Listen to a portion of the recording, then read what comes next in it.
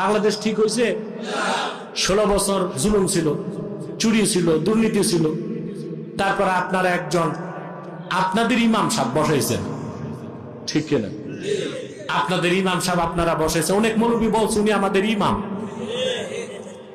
চিন্তা করে, যে মৌলবীগুলো এইরকম একটা মানুষকে ইমাম মানে, ওই রকম মৌলবী না, ওরে কাঠের খড়ম দিয়ে পিটানো দরকার। সুদখোর ইমাম হইতে পারে? সুদখোর না, সুদের কারিগর। বিপদের সময় কাজ চালাবে এক বিষয়, তার ইমাম পারে না মুজাদ্দেদ বলে ফেলে। ধিক্কা! এই সমস্ত নাফরমান দুনিয়াদার মৌলবীরাই বাংলাদেশের জন্য সবচেয়ে বড় অভিশাপ। এদের চরিত্র আছে।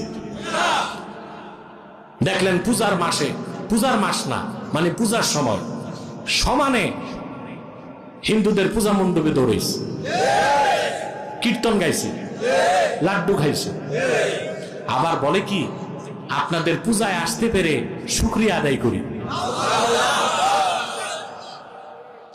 2 টাকার ভোটের জন্য ইমান, আকীদা, বিশ্বাস সব বিসর্জন দিছে।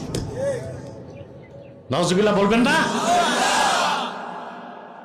বলতে পারে আমরা তো যাই আর মূর্তিরে সাজদা করি নাই। মূর্তিকে সাজদা করা তো শিরকে আকবার, কিন্তু সম্মানের সাথে মূর্তি পূজাকে সংহতি জানানো, মূর্তির সামনে সম্মানের সাথে দাঁড়ানোটাও আরেক প্রকার শিরক। এটা কি এই শিরকি কাজ কিছু মৌলবী করছে কিনা?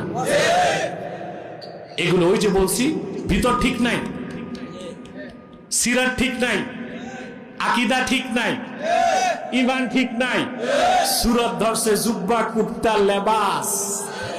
এ হচ্ছে ওয়েল ডেকোরেটেড মৌলবী, সুসজ্জিত মৌলবী। জুব্বা, কুর্তা, টুপি, পাগড়ি সব ঠিক আছে, আর মানুষকে গোমরাহ করতেছে, পথভ্রষ্ট করতেছে। মধুর সাথে বিষ মিশায়া মানুষের আকীদা নষ্ট করতেছে। আসবে সময়, আমাদের সময় আসবে, এই ভণ্ডামিগুলো সব জাতি বুঝে গেছে। বুঝছে কিনা? প্রিয় ভাইরা,